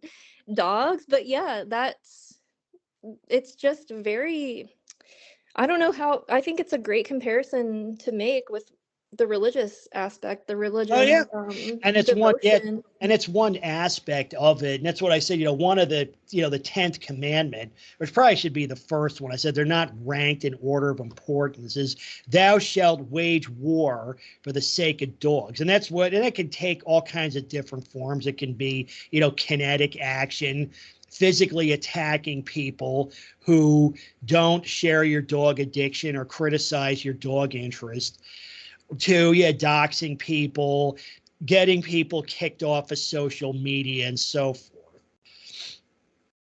You know, it takes all these different forms. And yeah, it's like a medieval cult in a sense. They're very, very authoritarian in nature. Even most modern religion, I mean, pretty much even the most modern religions, even like, you know, Islam, unless you're dealing with maybe some of the really hardcore ones, it can take some criticism. And your other religions can too. You know, you can, I mean, maybe it's sensitive to mock these things, but you can get away with it. But yeah, you like even the most mild criticism of dogs or dog owners, even, you know, suggesting that, say, well, a dog that's, you know, killed a kid should be put down. Yeah, it's intolerable hate speech. You know, you need to be destroyed for saying so. And that's why, you know, most of us, like, I mean, who I am is not the biggest secret, because there's people in this space who know who I am. And there's people in my personal life that know that I do this. There's a Venn diagram with a little bit of overlap. But that's one of my fallbacks is that, you know, my defense, one is it's like, yeah, I'm creating comedy, right? And also, you know, most of my narrative is based in, you know, first principles and civilizational values. right? And those kind of things, if somebody wants to, turn into a foaming at the mouth rage monster and try to kill me because I think, okay, maybe it's time dog people were held accountable. How about that? And if that just, drives them into a, foaming at the mouth, murderous rage, it's like, okay, whatever. If that's the case, then, well, I've got the means to deal with that. So I guess that's the way it's going to be. But yeah, well, also, I mean, if we want to go down the macabre way and make it humorous too, we could just pull their story straight from the media and make them funny. Like, we can make it the dog's name Wish. The dog's name is Wish. So the kid falls out the window and breaks his neck and goes, God, I wish someone would kill me. I don't want to be paralyzed. Along comes the dog. Yeah. The parent goes, hey, I wish I didn't have kids anymore. Along comes Wish, eats their kids up. We can use it for any scenario. Some of the stuff, it's actually self-writing comedy. Like, you can't make this stuff up. There was another case, I just remembered this, and I blogged about this also last decade, was a woman climbed into, it was a walled-in yard full of pit bulls. So this woman, I don't know if she was I think she was maybe trying to evade police. So she climbed over the wall into the yard full of pit bulls, and they, killed her. They totally dismembered her. You know how they listed the cause of death? She wished she was not there anymore. No, they said it was listed as a suicide. See? A suicide. So I'm thinking that, okay, I wish I could avoid the cops. Mom. Yeah, you're no longer alive. Now you're free. I don't know if she was trying to evade police. I forget why that happened, but you're thinking and I wrote aren't there better ways? If you're thinking, if you want to self-eliminate, you want to delete yourself, thinking of all the options you have for doing that, you're going to think, what you do? The light goes on in your head. I'm going to go dive into that lot full of pit bulls. That's how I'm going to get it done. Who would do that? The same person that said they wanted to be on the Titanic. Well, the thing is, that's hindsight bias, but you'd think that, well, maybe that's I'm taking it any way I can. That's but yeah, who would a suicide? Who says that? It's suicide by dog. Because they didn't want to blame the dogs. It's funny either way, though. That's the beauty of it. It's hilarious in either scenario. Either she knew that the dogs wouldn't, she saw a pit of pit bulls and knew okay, they will kill me, so I'll jump in here because I'm suicidal. Yeah. You know what I mean? So it's funny that way. Or it's funny that she felt safe jumping in while she was trying to run or evade, and they ended up killing her anyways. You know what I mean? It's like you said, the humor writes itself. So if we can just condense and package it into kind of parody, make a parody of the culture, Yeah. We don't even have to say anything negative. They let the story do the talking for itself. Yeah. But just package it in a way that's easy to consume by people today. The stories themselves. One thing about it is, because I think we were discussing this in the Discord the other day, and this comes up from time to time, is the thing is the dog culture is so over the top, outrageous, and it's actually kind of difficult to parody because it's a self-parody in a sense. I remember when I Hate Dogs Exposed first showed up on the scene. I guess it was the beginning of the year. He's now the superstar writer. And when that first came out, I wasn't sure, right? Because you don't know, because again, these people, and at first I thought he might actually be one of us posing as one of them. In other words, he's like a dark propagandist from our side, because when I first heard that, I just burst out laughing. This is hilarious. And at first I thought, this can't be for real. It can't be. This is just too, but it turns out, I found out I was right about a lot of things involving him, but initially I was wrong about that. It's he at least takes himself seriously. But God, when I heard that first video of his, I almost died. It was so funny. But it's not intentional. He takes himself seriously, and many well, not a lot of people. He's got about 100 subs. Now, half of them probably are dog critics, and probably most of the other half are on, because he also, well, I guess he reviews video games too, but it's mostly sort of anti dog content. But that's the thing is, the jokes write themselves. So it's sort of like how, in a sense, and there's a lot of comedy here, but it's almost saying like, yeah, here's a movie idea. Like, let's create a spoof of Airplane or Blazing Saddles. But it's like, aren't those already spoofs? Like, again, those were, comedies that were actually, spoofing. Like Blazing Saddles was a spoof of, Westerns. Airplane was a spoof of the, airport movies from the 70s. They're already like, you're going to spoof a spoof, but yeah, the thing writes itself, and also, like I said, the people will, read a book. I mean, you're right, though. I mean, many folks are, they have the attention spans of gnats due to, this social media culture. Many people still do read books, and it's a kind of thing, if you write a book, if I write a book, you could send that to, remember we were talking about 1 Second After. 1 Second After is a really good apocalyptic novel for folks. They make a great movie or maybe even a TV miniseries. But a lot of folks have recommended, such diverse characters as Newt Gingrich and Nancy Pelosi have recommended the book. They say this is you have to read this book. And it's also good for getting people into sort of a, perhaps a preparatory mindset that you might not always be able to count on everything working the way it's supposed to, right. If that makes any sense. So, and that's sort of a, I guess in a sense, it's a message novel. That it kind of does sort of, change your thinking about, because it's really brutal stuff too. It's it's a really excellent book. Maybe I'll post a link to it. The name of the book is 1 Second After, and there were some sequels to it. Actually, I read the next one, which was, it's one of those things like the subsequent book was still a good book. It was worth reading, but it didn't quite have the punch that the original one did.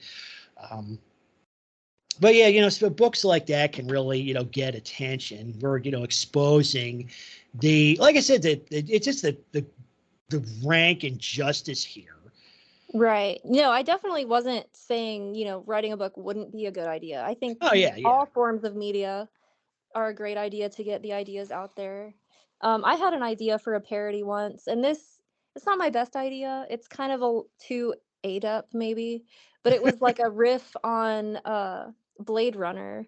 But instead of trying to find the androids, you're trying to find pit bulls because they're labeled as like, Labradors or poodles or whatever. So the idea was, that scene where he's like, what would you do if there was a turtle on its back or whatever? It was going to be like, show them a picture of a child, and if the pupils dilate, it's a pit bull, and immediately like dispose of it or whatever. Yeah, sort of like we're gonna have like quantum computing try to identify dog breeds. Right. Like endlessly your file says corgi mix, but AI, they have almost like the Terminator, it'll like take a picture, it'll be looking at a picture of the dog's face, and there's the x86 machine code like scrolling on one side of the screen, and it's like, pit bull probability like 89.72%. It's like yeah, I think some shorts like that, I don't know, I just feel like that would be a really fun and creative way to kind of get some of these messages out to a wider audience. Yeah. And if it's entertaining, if it's funny or interesting, it's like, yeah, people will consume the material. probably the thing to do with like initially is probably maybe don't be like too overtly anti-dog, at least initially, right?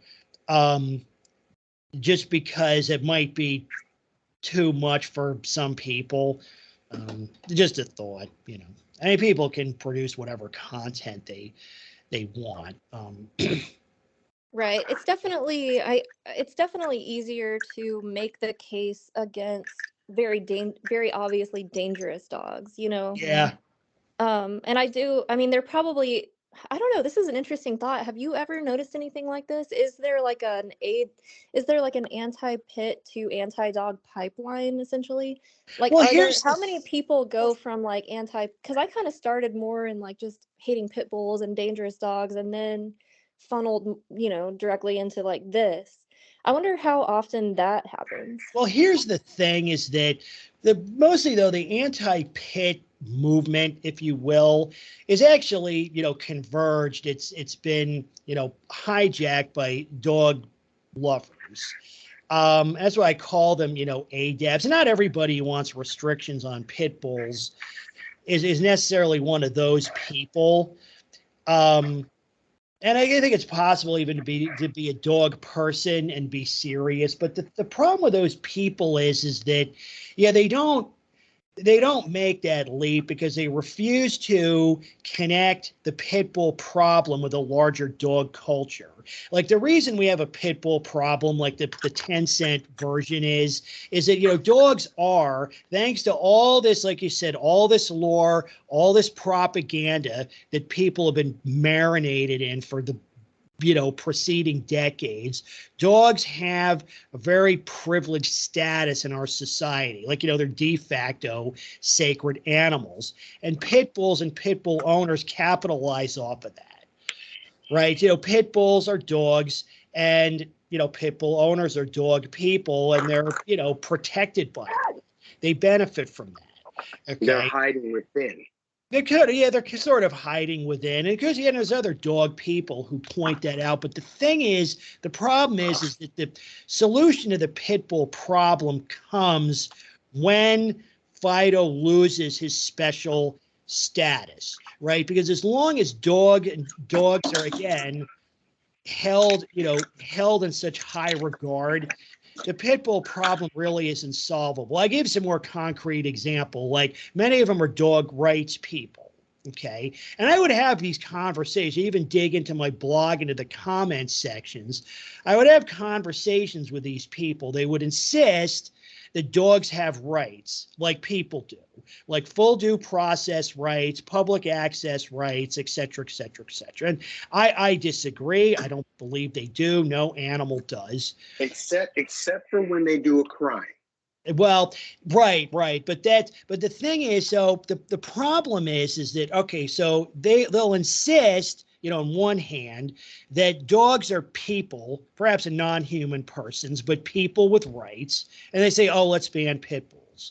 I got really into that. I drilled deep into that. It was Mudheads 14. I did like a 40-minute monologue on that. And I tried to explain to those people, it's like, look, those are mutually incompatible ideals, because if dogs are people, there's no breed restrictions. Because if Fido is a person, that means he's protected by the Constitution, by all these civil rights acts, Miranda, and so forth. Right? Because, you know, we restrict animals because they're not people. That's why the largest cat you can own without a big pile of permits is 20 pounds. That's why horses and other farm animals are zoned out of crowded communities, because they're not people. They don't have a right to live or go where people go. Okay, so, but that's the thing is, but they kind of want it both ways. They want dogs to be, you know, people with rights or sacred animals, or they want dog owners to be an elite class of people, right? They'll say, look, my right to own any dog I want cannot be infringed. It's Amendment 0 in the Constitution that was written in invisible ink. You know, they make these assertions, but the thing is like, don't you, and I've had with those people too, don't you understand that, okay, if you're going to say, okay, that owning any dog you want is a core civil right that can never be infringed. That ideal also conflicts with pit bull bans, because the thing is, the pit bull people, they're making the same claim. So again, to go back to your question is, I guess there is for some people to sort of say, okay, that, you know, maybe, you know, a pit bull attack is sort of a stepping stone or a gateway drug to criticizing dog culture generally. But the problem is that the gatekeepers there, it's all these dog cult people that'll tell you that, oh yeah, let's ban pit bulls. Oh, but you know what else? You should get like 5 Rottweilers for your kids. They're great with kids. Oh, and Presa Canario, there's another one. Some of these dogs are more dangerous than pit bulls, I think, like on a per capita basis. But yes, that's what they are. They're all dogs except pits. So yeah, that's a really fair point. Yeah. I definitely think the culture itself needs to be entirely dismantled. I Yep. think people's consciousness. Another funny parody, actually, on the on that topic is I had, you know, Homeward Bound was kind of a big movie in my childhood. Like the people move away and they leave somehow their dogs and cat behind, and then this dog, you know, this trio of animal pets is led by the golden retriever Of to course. find the family like thousands of miles away. You know, they go on this like long, arduous journey to go back home. But the reality, Wasn't like one the a bully parody breed? version, would be that the dog's just like constantly trying to escape and run away as far as possible. It's like Homeward, like Outbound or something. I don't know what the title could be, but like the parody, the reality is the dog's actually constantly running away. Yeah. Yeah. Yeah, it's a good thing to think about. But yeah, you know, invite we should need to do. The thing is a lot of that kind of stuff, it's very high effort. And like, you know, in my case, like people, and there's a lot more that I'd like to do, but it just, you know, when I have, you know, I'm just a middle class worker trying to make a living. You know, I don't have a lot of time to invest in this. Maybe, you know, if I win the lottery or something, I'll, you know, dedicate more time. And some of the stuff, you know, could actually be very profitable. You know, but that's the problem with a book is because last decade, a lot of people are like, yeah, write that book, write the book, write the book, write the book. And I said, you know, a book is a big project. And the thing is, like, I don't make any money off this now. It's just a hobby. But if something like that, a project like that would have to pay for itself. If I'm going to take 6 months out of my life or whatever to write a novel, it's going to have, you know, if it just sells a couple of thousand copies, that's not good. You know, that's not good at all. So, and again, you know, it's I guess, like I said, I don't know, it's like sort of arcane subject matter. But who knows? You know, maybe it'll go viral or something, or all these other ideas. A lot of good ideas being expressed here. But the other point I'd like to make is it's, you know, unless it's going to pay for itself, you know, it's very, very difficult to do or to justify doing anyway. So we're coming, actually, I think we're actually past 2 hours. I think I'm going to wrap it up. So does anybody else have anything they want to chip in real quick? Maybe give it another 2 minutes or so. Hey, Chef, you still there? I know we've all been talking over you. How are you doing? You hanging in there? Did we lose Chef? I think we lost Chef. Anyway, I think I'm going to wrap it up. So with all that said, this is Animal Uncontrol. And as always, people first. Bye, guys. Take care, fam. All right. See you later. Sure. Bye. Oh, Bye. all right. Catch you later. Bye.